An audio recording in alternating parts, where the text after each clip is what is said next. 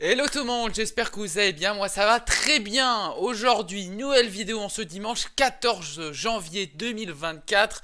Déjà la deuxième vidéo de l'année et on continue sur les clubs à dominance rouge, hein. Ça fait même 3 vidéos de suite, hein, avec Manchester United, Liverpool la semaine dernière. Et aujourd'hui, les Gunners d'Arsenal sont au cœur de cette vidéo. Car les Gunners, c'est très intéressant de voir un petit peu ce qu'ils font depuis déjà un mois, les Gunners, qui sont plus aussi bons qu'ils l'étaient avant. En tout cas, ils avaient eu un mois de novembre qui s'était très bien goupillé avec des victoires tout au long de ce mois de novembre, avec même un petit peu de chance, hein, à des moments, de la chance ou de la réussite. Je vous laisse trancher, mais moi je pense notamment au match contre Luton Town, où ouais, le but à la fin, pour moi c'était un petit peu de chance, mais en tout cas, il y avait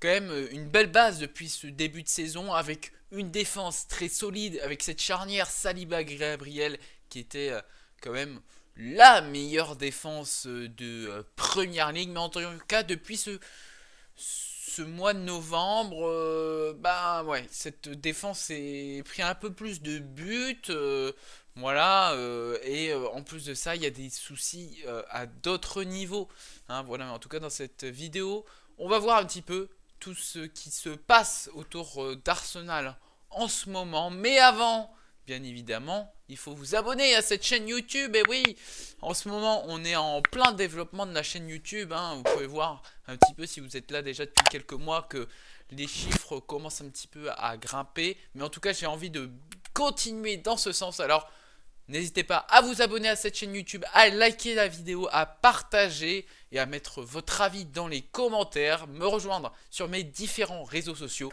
comme par exemple Twitter, Twitch ou encore rejoindre mon Discord où voilà, on peut créer aussi une belle communauté sur Discord, voilà, pour pouvoir échanger sur la PL mais aussi sur plein d'autres sujets.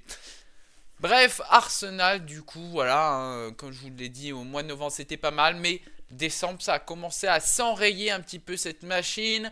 On se prend pas mal de buts contre Luton, du coup. Et ensuite, il y a la défaite contre Aston Villa du côté de Villa Park. Mais ensuite, après, voilà, on a le match contre Liverpool à Anfield avec ce un partout qui commence une dynamique très dommageable, hein, pour Arsenal, car cette dynamique va vraiment pousser dans le négatif toute l'équipe, même les lignes de l'effectif qui étaient les plus rassurantes, car cette ligne défensive c'était quand même une base d'Arsenal de cette première partie de tableau, cette première partie de saison, excusez-moi, qui était vraiment une source sûre, quoi, avec cette charnière Gabriel Saliba, meilleure défense de PL, qui bah, faiblit. Et malgré que Saliba est pour moi l'un des meilleurs joueurs du match entre Liverpool et Arsenal, ça commence à faiblir justement avec la défaite contre West Ham. Mais ensuite, bah, c'est surtout le match de Fulham à Craven Cottage le 31 décembre qui est pour moi vraiment l'image de ce Arsenal qui d'un coup ne fonctionne plus. Car le Arsenal de l'année dernière était très intéressant. Vraiment, on avait toutes les lignes qui étaient très bons.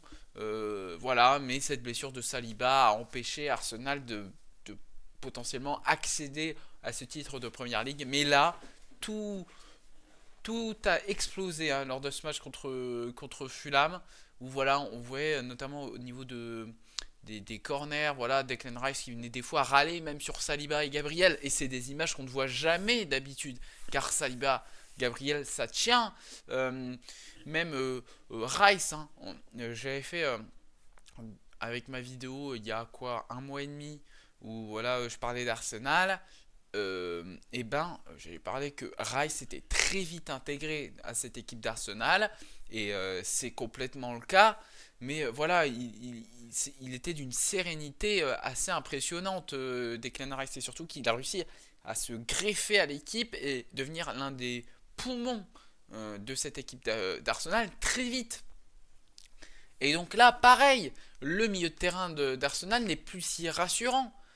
Alors que Arsenal, la charnière centrale, le milieu de terrain, vraiment sur le mois d'août, septembre, octobre, novembre, vraiment la charnière et le milieu de terrain, c'était vraiment l'un des gros blocs d'Arsenal qui faisait que qu'Arsenal était leader de Première Ligue. Voilà, en plus de ça, vous rajoutez un Bukayo Saka qui est très bon, et ben là, vraiment, cette équipe, elle pouvait tout faire tomber. Et justement, avoir ce petit scénario de réussite en fin de match, à réussir à trouver ce but qui était très dur à aller chercher plutôt dans la rencontre. Et voilà, justement, ce match entre Fulham et Arsenal, victoire de Fulham 2-1 du coup, du côté de Craven Cottage, a vraiment révélé les manques d'Arsenal quand l'équipe n'est plus forcément en confiance. Et cette boucle continue avec justement la défaite d'Arsenal 2-0 du côté de l'Emirates dimanche dernier face à Liverpool.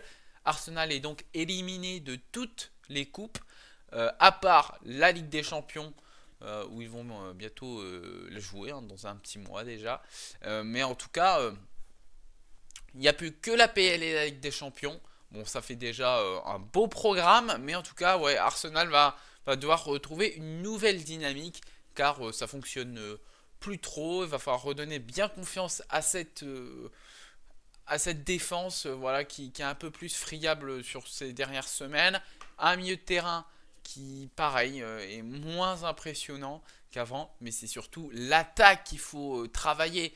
Car je ne vais pas vous parler du Raya Ramsdale, le débat. J'en ai déjà parlé lors de la dernière vidéo que j'avais fait contre Arsenal, donc enfin sur Arsenal. Donc je vais vous laisser aller voir cette vidéo si vous ne l'avez pas vue. Mais voilà, du coup, c'est surtout l'attaque, le gros chantier des Gunners, car Saka est très fort cette saison, mais quand Saka n'est pas là, ou quand Saka a un plan défensif sur lui qui fait que l'équipe arrive à faire que Saka n'arrive pas à s'impliquer dans le jeu, bah Arsenal n'est plus.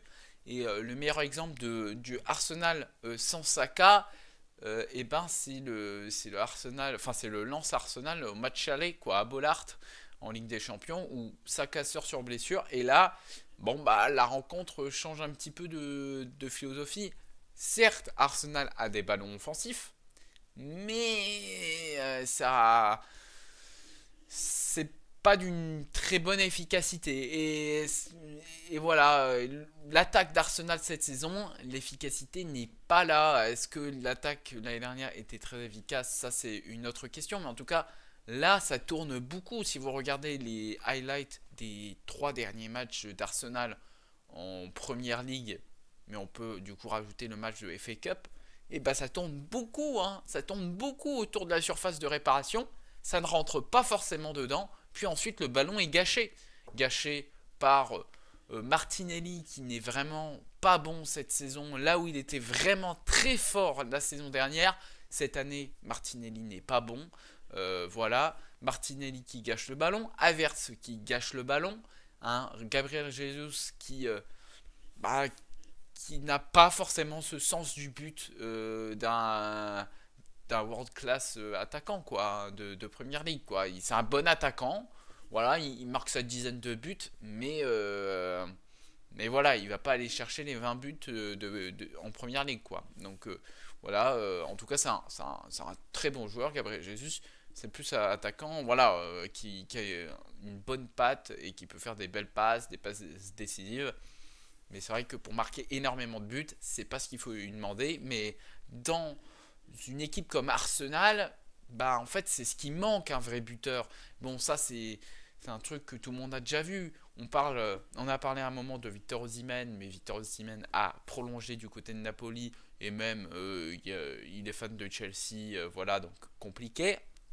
On parle de la cible de Toney, sauf que le truc c'est que Toney, bah, justement, il vient tout juste de revenir de sa suspension pour des paris sportifs.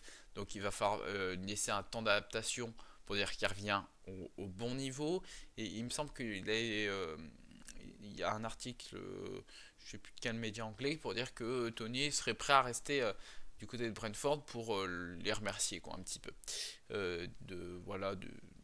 Qu'ils ont ouais, pour les remercier pendant cette période où il était loin du terrain pour leur soutien, voilà, bref. Donc, Toney, ça peut être compliqué et ça peut être compliqué parce que Toney veut bien rester à Brentford. Et en plus de ça, ça va être un très très gros budget. Attaquant anglais qui a été très bon ces 2 dernières saisons en Première Ligue. Donc ça va coûter très cher, au-dessus de 100 bars, hein, je pense. Donc assez compliqué. Ensuite, ça va parler de Gyökeres, mais le problème de Gyökeres, bah, c'est que pareil, il a dit qu'il veut terminer sa saison avec Lisbonne. Donc on est à un endroit où Arsenal va pas réussir à peut-être choper d'attaquants pour la seconde partie de saison. Donc il va falloir vraiment remettre en confiance la défense, mais surtout l'attaque, refaire fonctionner Martinelli.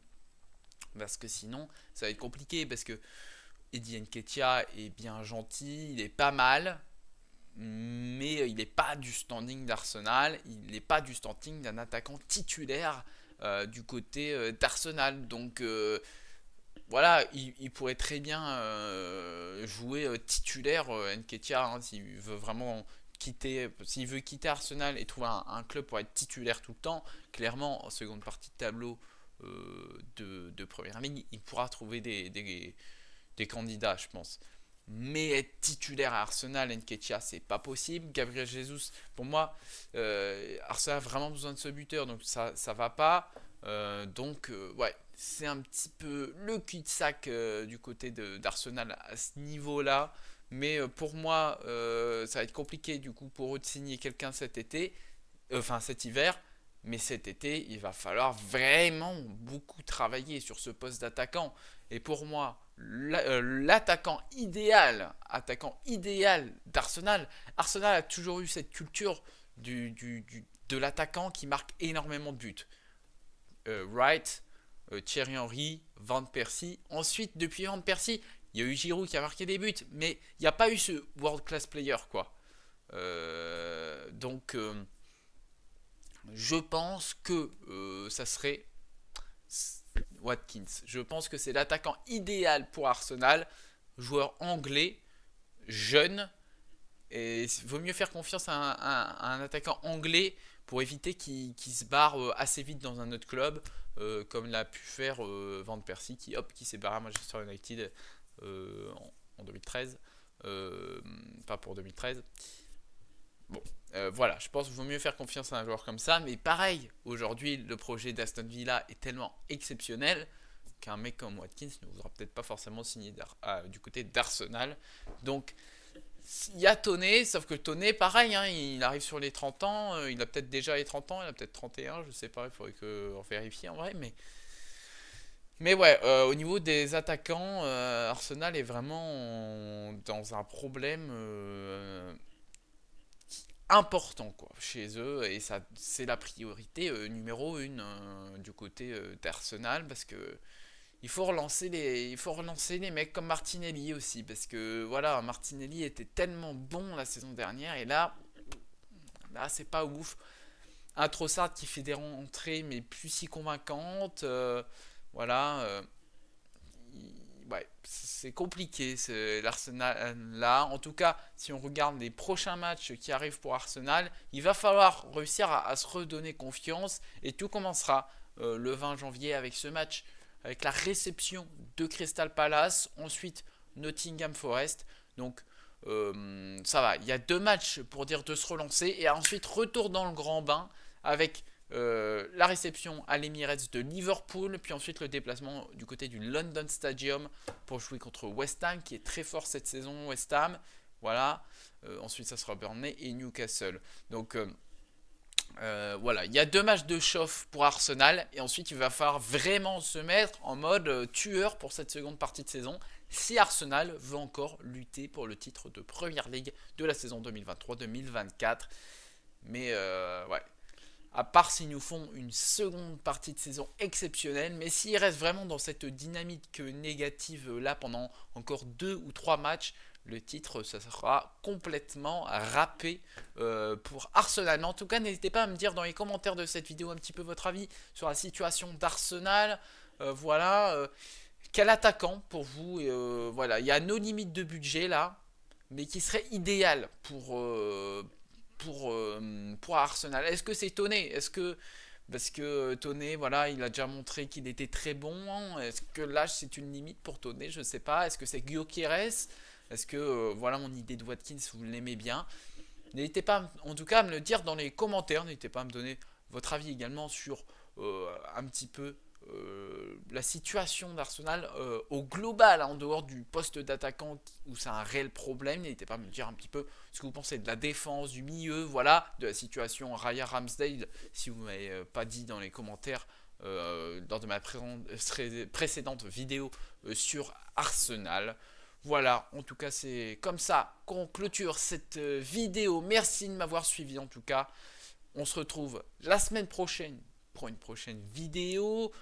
Je n'ai pas encore l'idée précise de la vidéo, mais en tout cas, j'espère que vous serez au rendez-vous. N'hésitez pas à vous abonner à cette chaîne YouTube, à liker cette vidéo, à partager cette vidéo, à me suivre sur mes différents réseaux sociaux, c'est-à-dire Twitter, mais aussi Twitch, et à me rejoindre sur Discord.